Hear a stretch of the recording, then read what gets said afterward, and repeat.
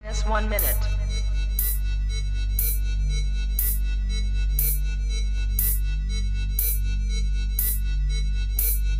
T minus 50 seconds.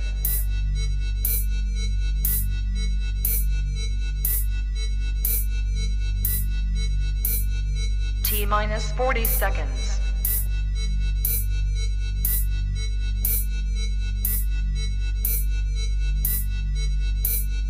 T minus 30 seconds.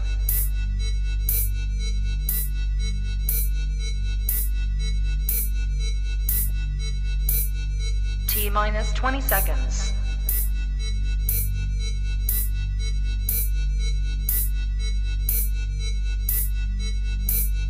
Ten, 9, 8, 7, 6, 5, 4, 3, 2, 1, 0. What's happening, everybody? Hey. Hey.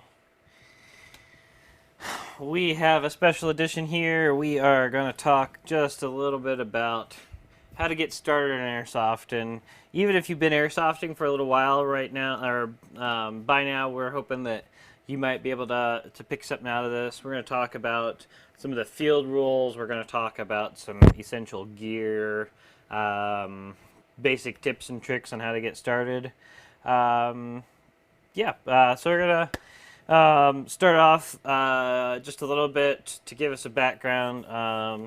If you don't know, my name is Adam, one of the owners here at the Airsoft Den. Been airsofting for just over 10 years now. Been with when it was previously Warden Airsoft since the very beginning, and have made as many of the airsoft mistakes as you can to know what sort of things you shouldn't do. Sally? I'm Sally. I'm Adam's wife. And we actually played Airsoft together. He introduced me to the sport while we were dating. Played on the same team. We've been to Milsims together. I personally love the sport. I actually helped manage the Airsoft store that Warden had in downtown New Philly for a little while there. So I got to learn a lot about Airsoft when I was there. Had all sorts of parents and new Airsofters coming in asking me questions about what gear to get, what guns to get. So I'm really excited to be on here tonight to kind of help field some of those questions. And if you're a more experienced player, don't tune out. Like, please stay. And if there's questions in the comments from other players, definitely chime in, because you would say there's no one right way to do thing, right? Mm-hmm. I mean, we've made a lot of mistakes, so we've field tested a lot of this stuff, and so this is kind of what has come out of our learnings, but we are certainly not the end-all be-all authority on Airsoft. So feel free to chime in the comments. And yeah, let's get started. I think first we're going to talk about basic setup. Like, what are the essentials that you need to get started in Airsoft? Because you could drop well in excess of $1,000 getting started on the sport if you had that kind of money. A lot of people getting into the sport are younger, maybe teenagers. Mom's like, here's $100, go figure out how to get started. So we want to kind of help everybody out and, break down what exactly it is that you absolutely need to get into the sport. So we're just going to start off with some of the basic items as far as our requirements, and then recommendations. So whenever I'm talking with people about which items are essential, as far as like the things that you really want to pay attention to, that would be, in my opinion, eye protection. And for me, you can spend hundreds or 1,000 or more or whatever on your setup with your gun and gear and all that other stuff, but if you don't have a good pair of goggles that you can actually like see out of and not fog, then it makes all of that pretty much worthless. So nothing's more frustrating than getting out there. You know your gun's tuned in, everything's working well, and then you can't see anybody. Especially if you get in a, it's happened to me quite a few times in the past. I would get, in a real nice like hiding spot, and then I just can't see anything because I'm all fogged up. Well, and I think that one thing to consider too is that when you're just trying goggles on in the store, like that's not really going to give you a good idea if they're going to fog or not, because when they really start to fog is A, when it's humid, because hello, we're in Ohio, and B, because you're running, you're sweaty. If you sweat a lot, your goggles are going to fog a lot worse than somebody who doesn't sweat a lot. So definitely something to keep in mind. Yep. So we're just going to show off a couple of the items that we have and that we carry. These are highly recommended if you're looking for just a goggle setup. This is the Valken Tango Thermal Lens goggles. They're available in black, tan, and green. And the neat thing is these come with 3 lenses. You can see this pair has the smoke lenses, so they're tinted. It comes with clear and yellow. It comes with a nice like carrying bag to keep them from scratching. Also has the nice little cover there. The really cool thing too, if you wear glasses, it has an RX insert. You can kind of see there. You can get lenses made. If you take these to your eye doctor, they can make lenses to fit in there so that you can have those built into your goggles, and then you can actually see and not have to wear glasses inside. So one of the big pluses about these particular goggles, though, is these are thermal lenses. And if you're not familiar, basically there is an air gap. There's actually 2 lenses. They're sandwiched together with an air gap. So that basically it is one of the most effective ways of preventing fogging. So these ones are really great, and for extra fog resistance, you can actually, if you see here, there's some foam here. If you get one of these and you're not worried about dust and stuff, we recommend pulling that foam out. There's a mesh in there behind it to prevent BBs or anything like that from getting in, but it'll let air flow in a little bit better. So that's a really good option there if you're in the market for goggles. An alternative, if you want a full, actual backup. We'll hit these. Other face protection, if you want a full mask setup, we carry the Valken. I think this is the MI7 from Valken. These again are thermal lenses. So you shouldn't have to worry about fogging too much with these. If you want a more traditional kind of paintballish style mask, these are great. They're nice and easy to throw on, and these again should not have any major fogging issues. If you're wearing something that is just a goggle, you'll also need, if you're under 18, you'll need face protection. And so we have a couple different options for that. This is a newer style, and I've been running this one for a while now, and I really, really like it.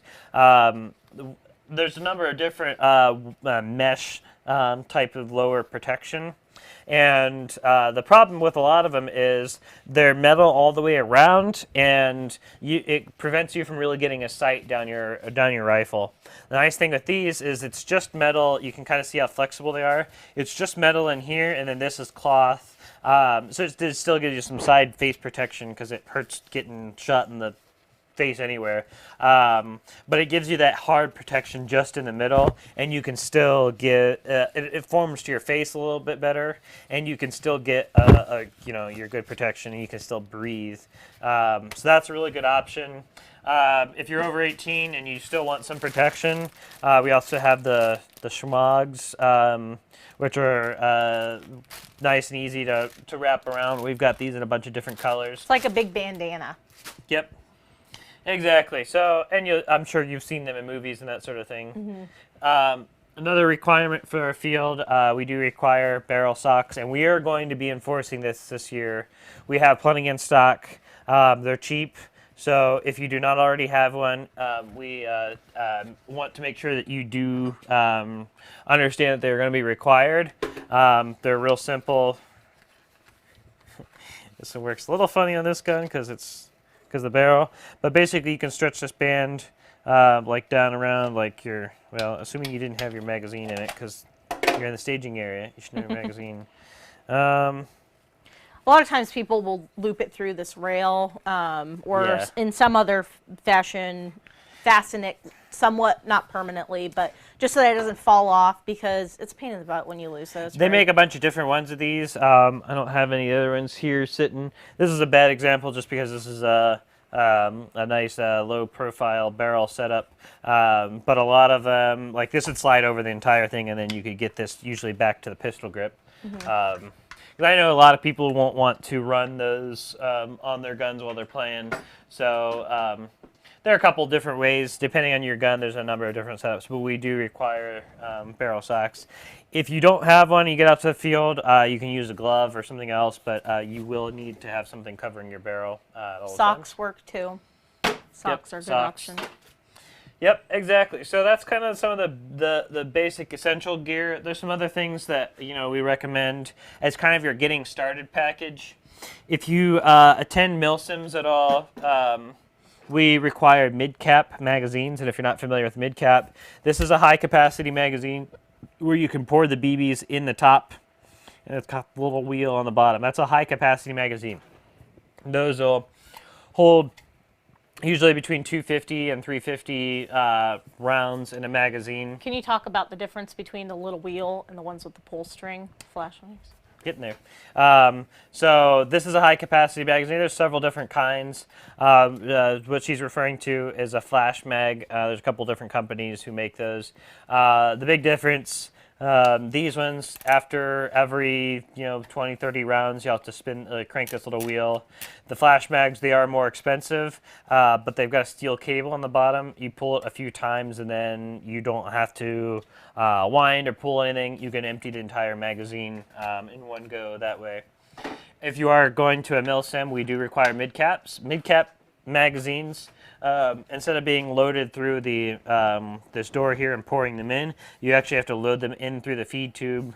They are a lower capacity, which is why we use them for milsims, typically ranging between 120 to, some of them are getting up to 190, some are even more, but in that capacity range. If you are running one of those, we highly recommend you can use one of the little speed loaders, and those work well. But if you have a bunch of mid caps, it'll get old really quickly. So we recommend these. These are the Valken's Max Reload speed loader here. And the neat thing with that is you can take, I think it holds over 1,000 BBs, something like that. It's got a little handle here. You flip the handle out.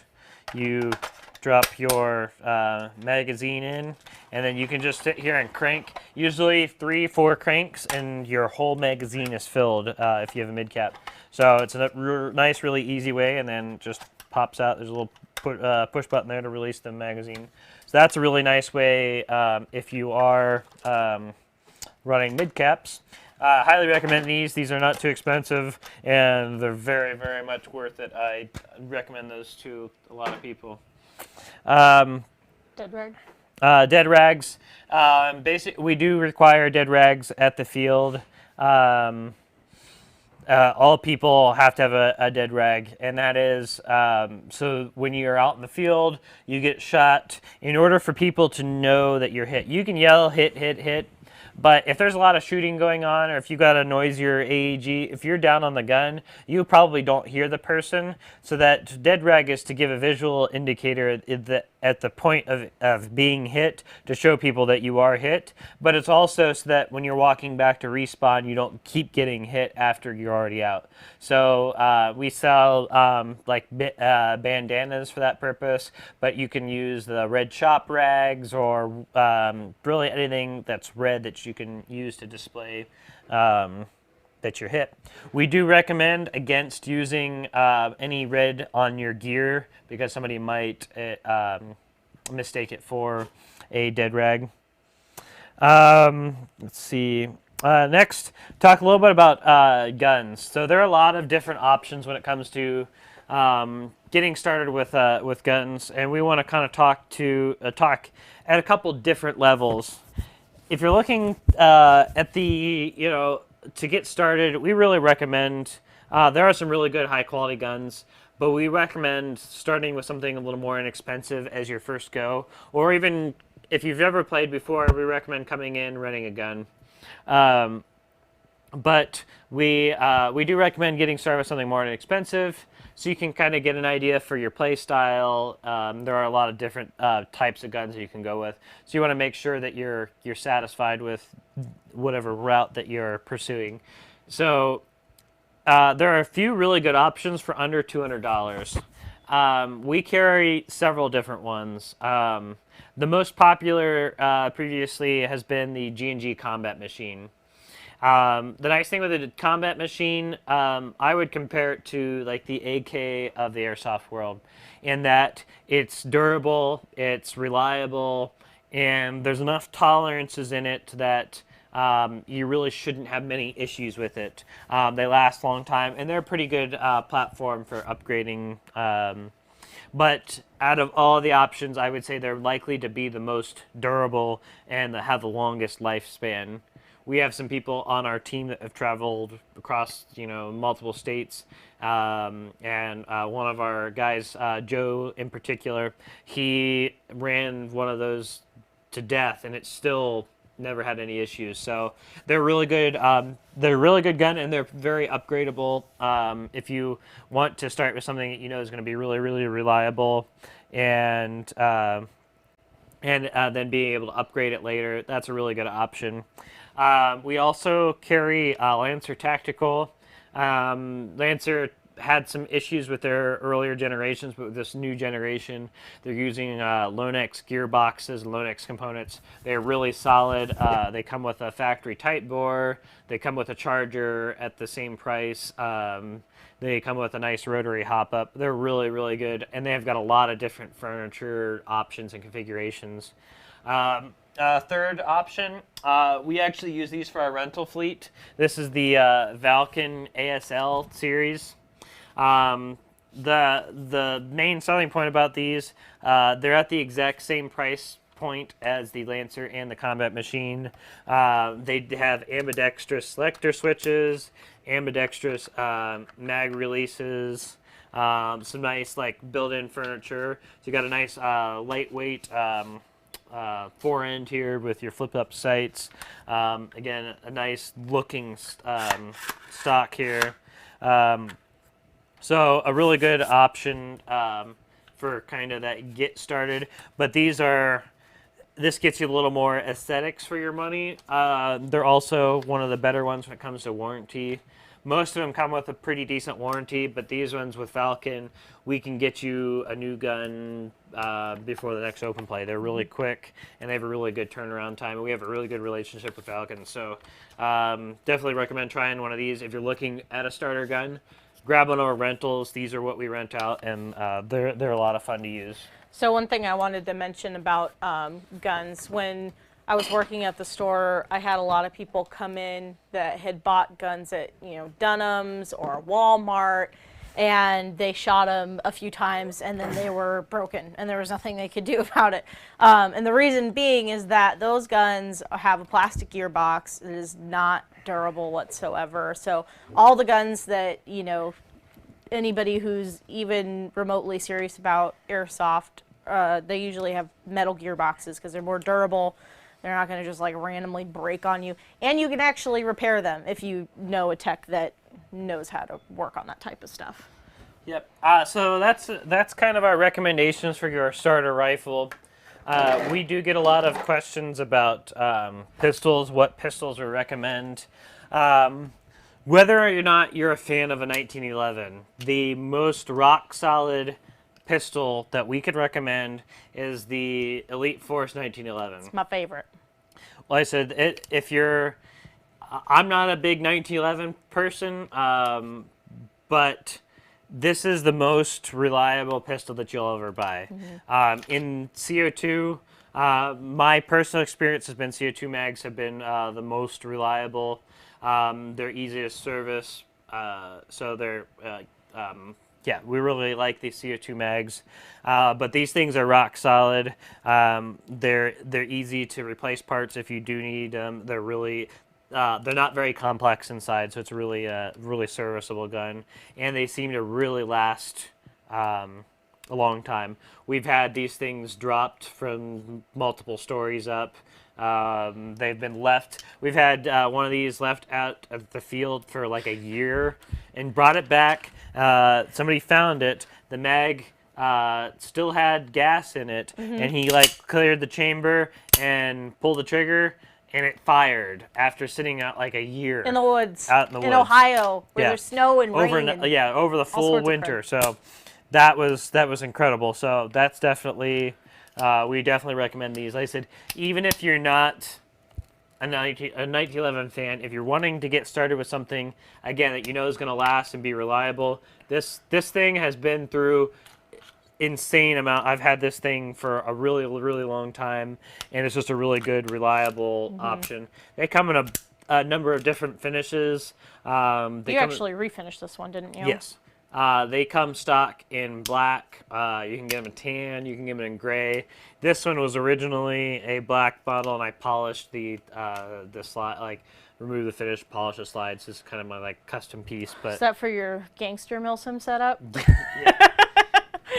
He was a drug lord in a milsim, so he had to have the shiny gun, you know? The other thing I like about those guns is that because it's got that CO2 in it, it actually has a real blowback when you shoot it. So if you shoot real guns, if you like real guns and you like realism, but maybe you don't want to like get into gas blowback with your rifle because that's just like a whole different ball of wax, the CO2 in those pistols is really fun to shoot. So I'm gonna jump over to something that Ben that's a Amati really said. good point. Yes. So, a lot of beginners like to jump in with sniper rifles. They look cool, and you play the video games, and everybody likes to use sniper rifles.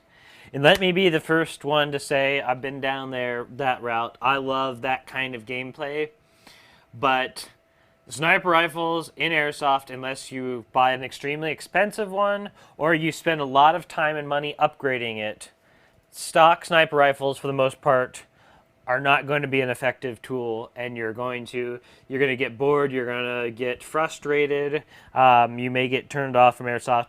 Spring sniper rifles can be a lot of fun.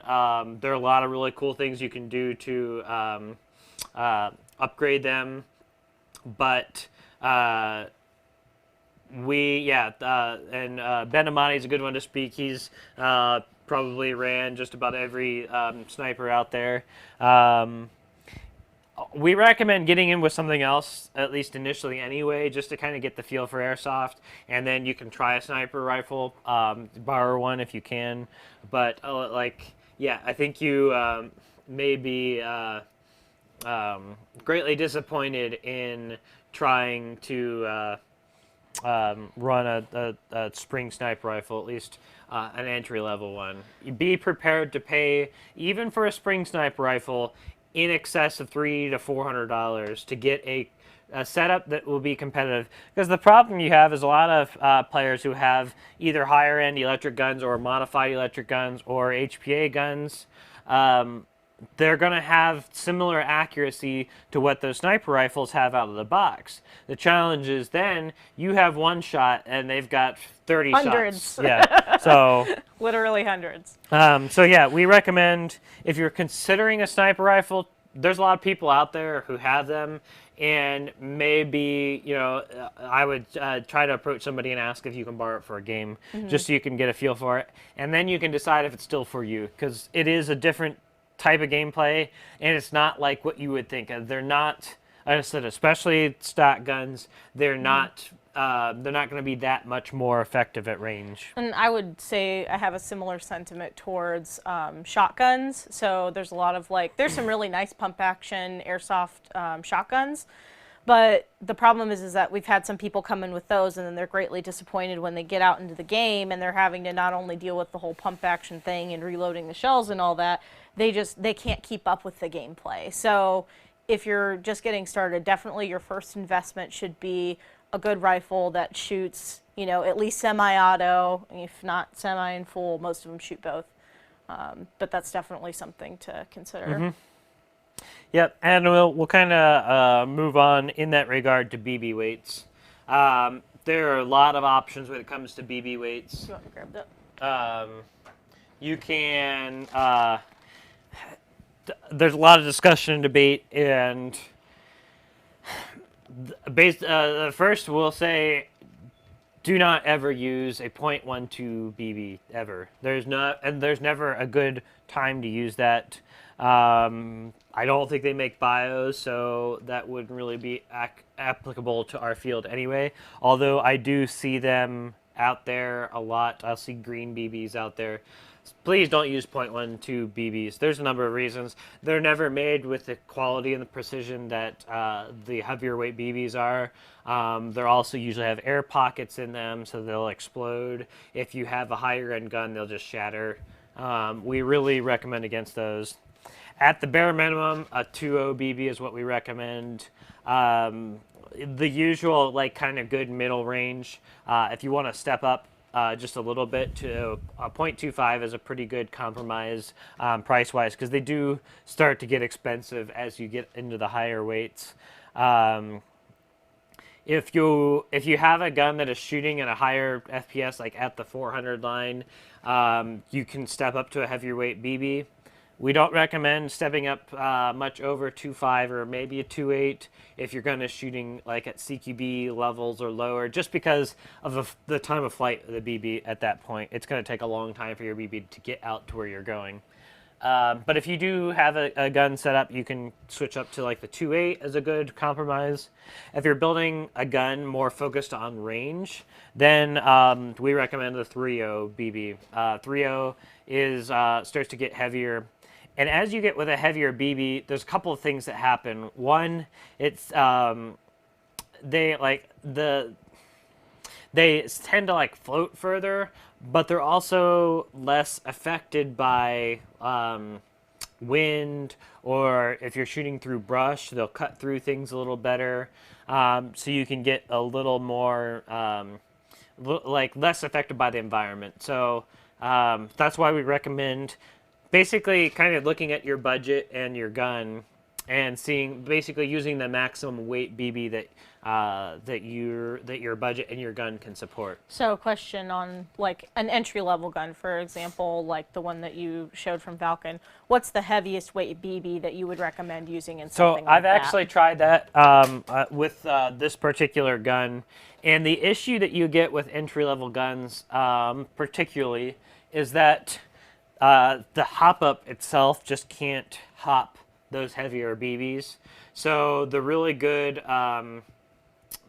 middle range, like the good compromise, is a 2.5. If you're running an entry level gun, I highly recommend running the 2.5. You'll get a good step up as far as in environmentally, like as far as resisting a little bit more wind and being able to cut through brush just a little bit more over the 2.0. But honestly, you're going to get diminishing returns if you step up much beyond that. I tried to run some .32s through the Falcon, and it just didn't want to. It didn't want to hop them. So you're going to start losing range because it's too heavy for that type of hop up. With some hop up upgrades, you could definitely get that up. So somebody just asked, what do we chrono with, and we chrono guns, every type of gun, with a .30 BB. Mm-hmm. So it doesn't matter if it's a pistol all the way up to a sniper rifle. We chrono every gun with a .30 BB. We allow up to a .36 BB for everything except sniper rifles. Sniper rifles are allowed up to a .46 BB. We've kind of modified those from previous years because as you get with snipers, the heavy BBs really, really do make a difference when you're getting out to those longer ranges. Mm-hmm. So, and that kind of leads to the sniper rifle category. The heaviest BB you can afford, basically, as long as your gun is shooting in the sniper rifle range of 500 or thereabouts. We recommend the heaviest BB you can afford. I understand it's crazy. I don't know if I've got any here, but I run, when we go to Milsims, I run .46 BBs in my DMR, and those can run up to $40 a bottle retail. So I understand that that those are out of most people's price range, but just find the heaviest BB that you can that, like I said, across all categories, heaviest BB that your gun can support and that you can afford, because I said they do really step up as you go up. You have to think about how much you shoot too, right? Like if you've got a heavy trigger finger, don't go blowing your money on those Yeah. those 4.0 BBs because Right. you're gonna blow through your wallet real quickly. You know, if you know you've got a heavy trigger finger, just stick to like the 2.5s. You'll do Yeah, fine. if you have a mid to upper range AEG, you want to get a little more range out of it. Try what works best is just try it a little bit. Online, a lot of times you can buy like packets of like sample packets of different weights, or you can just go on an open play event, and I'm sure somebody will give you a handful of their 3.0, 3.6 or whatever BBs, and just try a little bit and see how they work in your gun, because every gun is going to be different in that regard. So it's best just to kind of try it and see what works best for your setup. Let's see. Barrel recommendation. Yeah, question we're there. going to talk about. Well, we can jump into some talking about some cheap upgrades. So, say you bought your entry level gun here, either this one, the G&G, I Lancer, just or want to whatever look at else. this because it's pretty. So you bought your entry level gun and you want to take it to kind of the next level and you want to get a little more range. The biggest upgrade that we recommend is swapping out the hop up, bucking, and nub. And if you really want to step one more level, if you're doing all that, you can throw in a new barrel. So with a pretty good combination of all of those, you're looking to be right in about $100 for all those upgrades. And our guy Joe, he was our support gunner, and he had a combat machine, and he threw in that combination and was getting just as much range as most people out there. So that makes a huge difference if you just barrel, hop up, and bucking. What type of barrel? If you're not experienced, I really recommend not anything tighter than a 6.03 barrel. Anything tighter, I do run a 602, and a couple people will run a 602 or maybe a 601. The problem is the tighter a barrel you get, the tighter the tolerances are. So you start to have issues with jamming. If your barrel gets dirty, it can cause it to jam. And so we recommend a 6.03 barrel. There are a number of good ones, and it really depends on your price range. I, for the longest time, ran Prometheus barrels, and they are awesome barrels, a little pricier. The ZCI barrel is a really good compromise for quality. They make some really awesome barrels. That's actually what I run in my, you can kind of see it poking out there. My DMR, I run a ZCI 6.02 barrel. The barrel length really depends on the gun that you're running it in. So they basically just fill your gun to put the longest barrel that your gun can support. If you have a standard, this looks like a short-ish one. I'm guessing maybe a 240, 260. A normal full length is going to be right in the 363. Mine is I put a long outer barrel, a full 20-inch barrel. So mine's actually a 509, 509 millimeter long. So really depends what gun setup you have. Another really good upgrade for barrel, if you're putting in a new barrel, is to consider RHOP. That's not something I would recommend an individual trying to make themselves, but there are a couple places that pre-install RHOP. Just look into that. I'll let you guys do your own research on RHOP.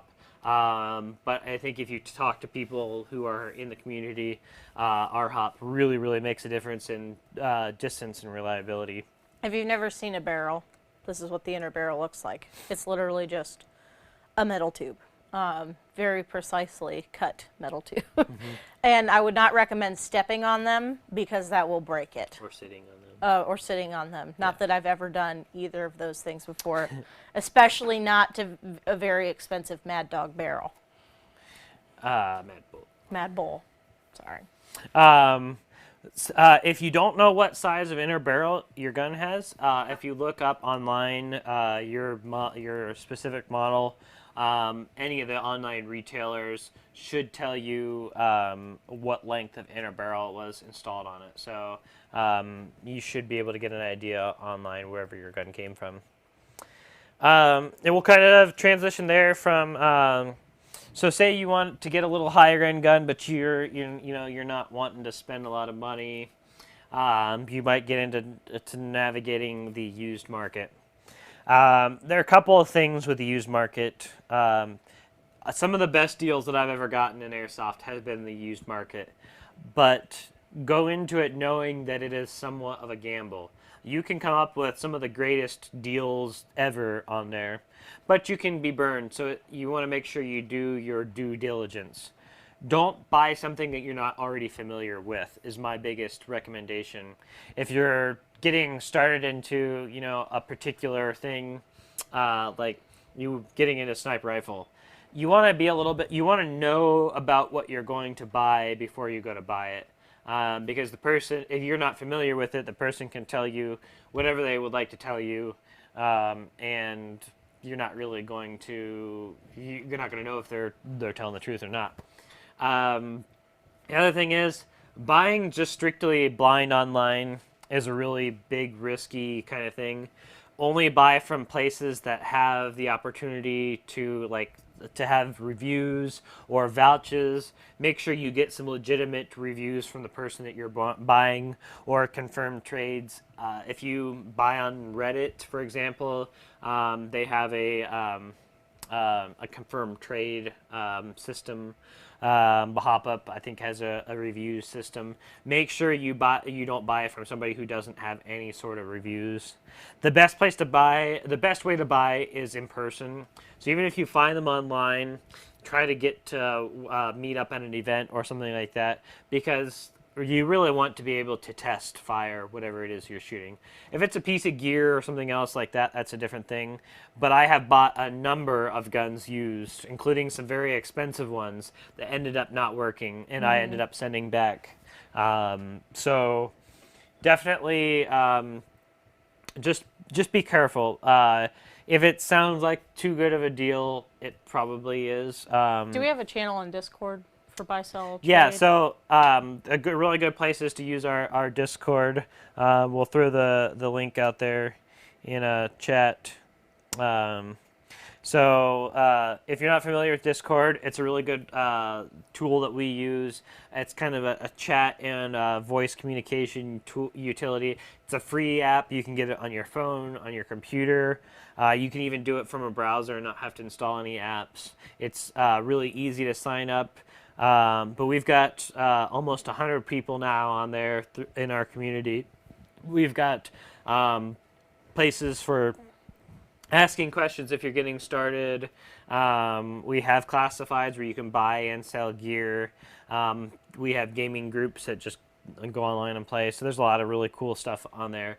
Definitely check that out. Like I said, it's really easy to get connected to that. If you're not already, make sure you hop on there. So that's a really good place in there. And then what's nice is other people in the community who know that person can vouch for that person, and that's a really good way to do that. Plus, if you're coming to our field, you can just meet up with them at the field, and you get an opportunity to test it. And if you ever have a question about, if you want somebody to take a look at something you're looking at buying, if you come out to an event, bring it to one of our staff. We'd be happy to inspect it. We all are very familiar with what to look for when buying a gun, so definitely we're happy to help with that. Let's see. Some people have asked about like gun attachments, what kind of things to put on your gun. That really depends on you. And it really depends on what type of player you are. I mean, obviously, you can do the traditional, this is part of a gun, but, if you're looking for range, throw a scope on it. They look cool, and they can be useful. I recommend staying with something low magnification. Otherwise, it's not really going to be that useful. You can also throw on, things like, you got your little micro red dots. There's a bunch of different, bunch of different types of these. These work well on, it'll just pop onto your rail, or you can throw it onto a pistol if you've got a railed pistol. So those are, like I said, those are always fun to use.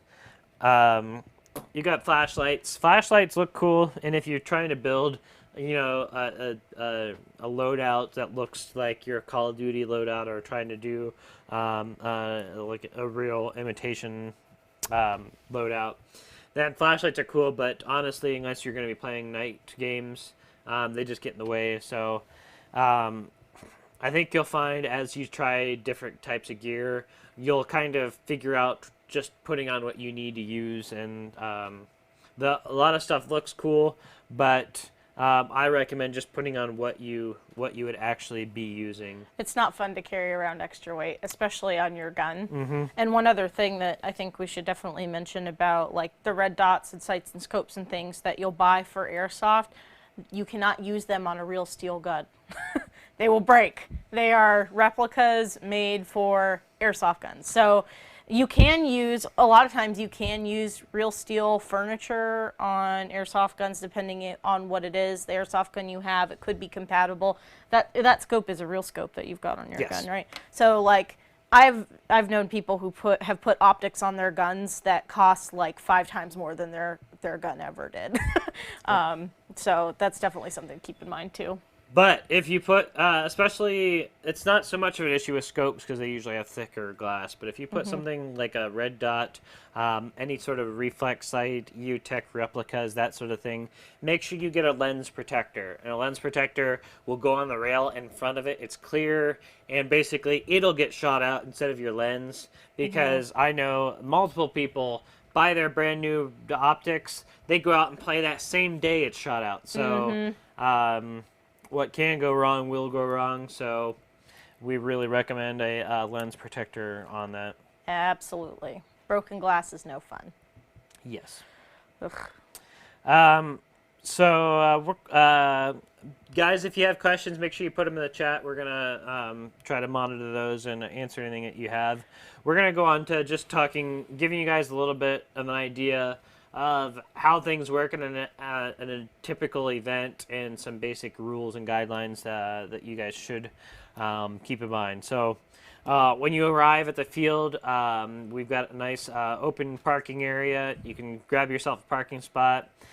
We recommend getting there as close to the opening time as possible. We're really trying to focus on keeping gameplay on time, because the better we are keeping the schedule, the more time that you guys can play. But we can't start games if nobody is ready. So get there on time.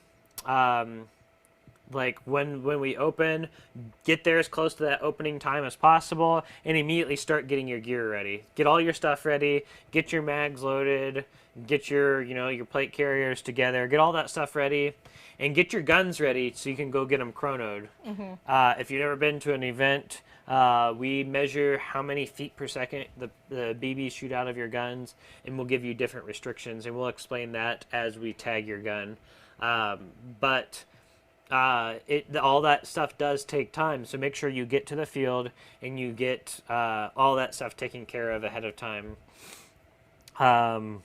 You can get in there, buy your BBs, pay for your registration, all that good stuff. But the sooner you do that, the sooner that we can get rolling with games. If you need any gear, all that stuff, like I said, come into the store. We'll take care of you.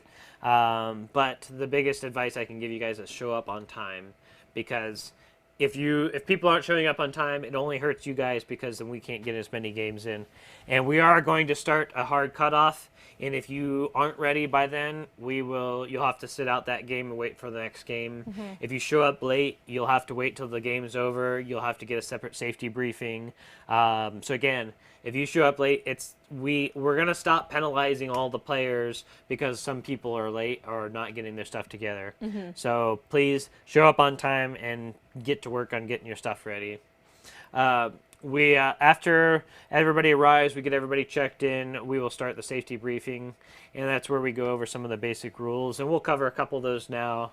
The biggest ones are while you're in the staging area, make sure your mags never go inside of your gun for any reason. Doesn't matter if you didn't plug in your battery or you don't have gas in it, whatever it is. Never put your magazine in your gun. Keep your barrel sack on. Keep your safety on. Keep your finger off the trigger. Treat these guns like real guns, and you wouldn't want to be shooting those around without protection. So don't ever load your mag. Don't dry fire your guns. We have a dedicated range and test firing area that is in a safe area that you can bring your goggles over there and shoot and sight your gun in and all that good stuff. But please don't shoot your guns in the staging area. Don't ever put your mags in the staging area. That includes sidearms. So if they're in your holster, still pull the mag out, throw it in your pocket if you don't have a mag holster.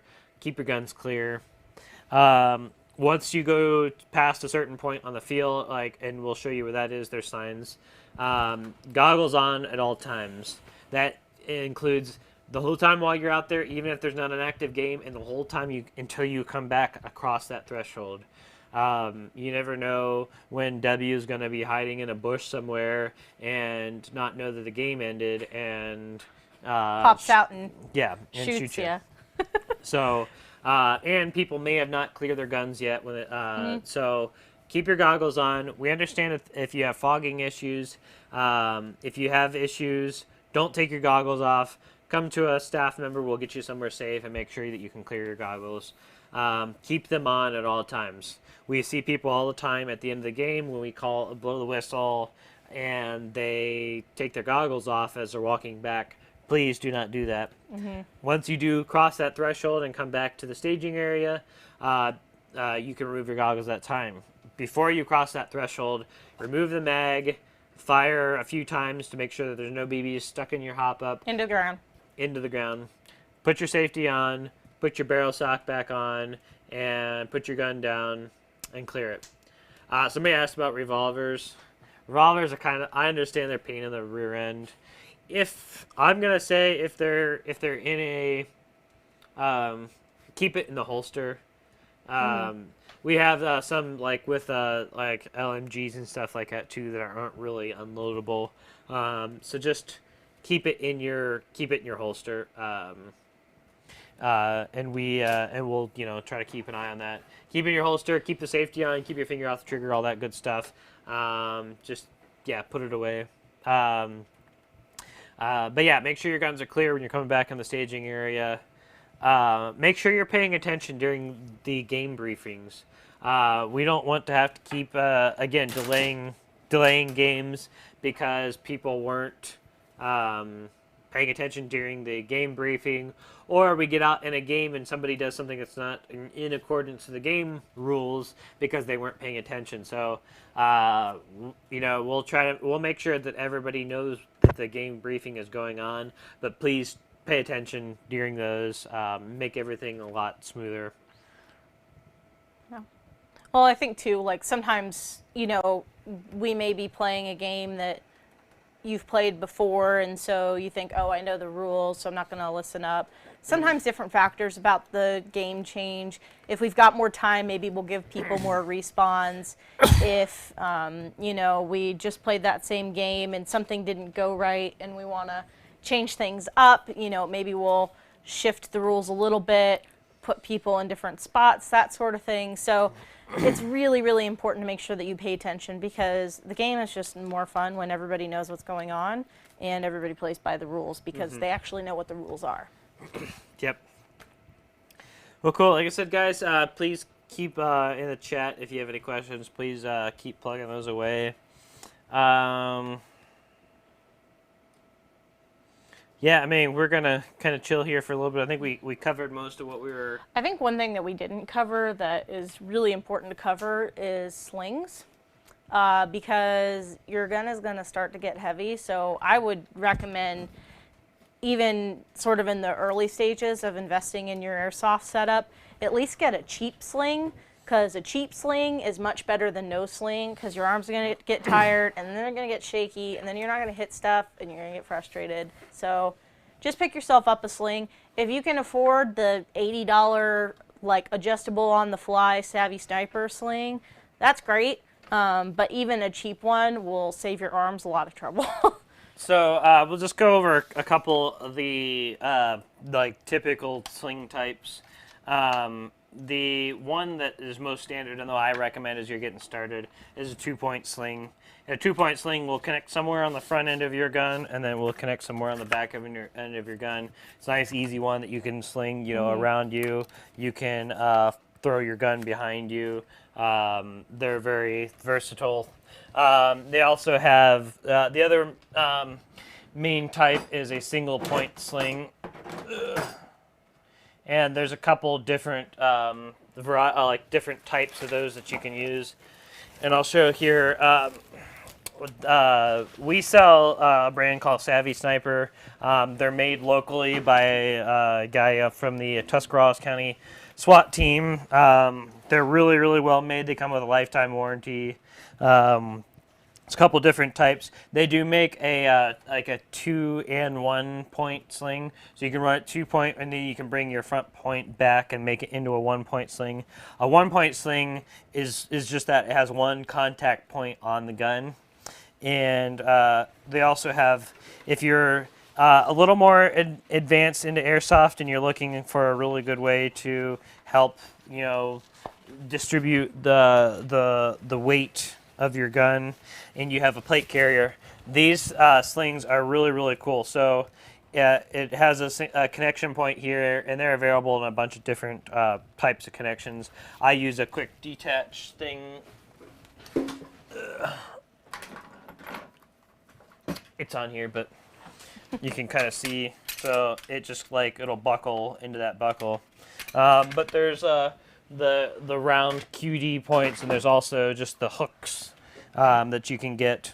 But the neat thing is this actually threads into your plate carrier, and so the weight, instead of just being hard on your shoulder, is actually threaded through your plate carrier, and helps if you have your plate carrier with some fake plates in it and your plate carrier is properly adjusted, you'll really start to lose the weight that you would have in the gun, and makes it a lot more manageable. So definitely look into one of those slings. They make some really cheap, and we carry some inexpensive 2-point slings. So definitely try one of those out, and then you can upgrade on down the road. We typically do sell flip-up lens protectors. I don't think we have any in stock right now, but we are going to be really greatly expanding our stock as we go throughout the year. Mm-hmm. So that's something we typically stock, but I don't think we have one in stock right now. Yeah, if you are interested in renting a gun, we recommend pre-registering with your rental. If you go to the event page on our website or Facebook, you have the option to pre-register with, so you have admission and rental. We do have a limited number of rentals, so if you're coming there relying on using a rental, we recommend renting those in advance, as far in advance as possible, because again, they're first come, first serve. With our current situation with the coronavirus stuff that's going on, we are asking everybody to please pre-register for the events. Yes. Pre-register and sign the waivers. We're trying to reduce contact as much as possible. Pre-registering helps us do that. So please, if you're at all able to, please pre-register and sign the waiver online. You go to the event page; it's got links for both, and it's very, very simple to do. So, yeah, if anybody has any questions, please throw them in there. But, yeah, I mean, we're really excited. If you haven't seen them, please jump on Facebook or Discord or anywhere else. We posted a bunch of pictures of the field, so you guys can see our progress. We've got a ton of new buildings up. Everything is just about there. It's going to be really cool, and our opening day is coming up here on the 16th. make sure you realize we do have a new field from last year. So we had a couple people in the Discord today say that they were prepared to go to the old field. So we are in Strasburg now, not Stone Creek. Strasburg. It is a brand new field. It is way bigger, way better in basically every way, and I think you guys are gonna love it. But yeah, we really look forward to seeing you guys out there. And if you, like I said, if you haven't already, please jump into the Discord. We get feedback from you guys on what to do for these upcoming shows. The next one. I'm actually getting in a new gun, and I'm going to do a little bit of a review of the gun, and we're going to do a video on how to do some upgrades on it out of the box. So that'll be a fun one for you guys to take a look at, and we'll answer questions and stuff as well. But we really hope to see you next week. April or May? May 16th. May 16th. May 16th. It's May already. Yeah. May 16th. See you guys out at the field. It's going to be an awesome day. Again, pre-register, pre-sign the waiver, and we'll see you out there very soon. Sounds good. See you guys. Thanks for watching. Bye.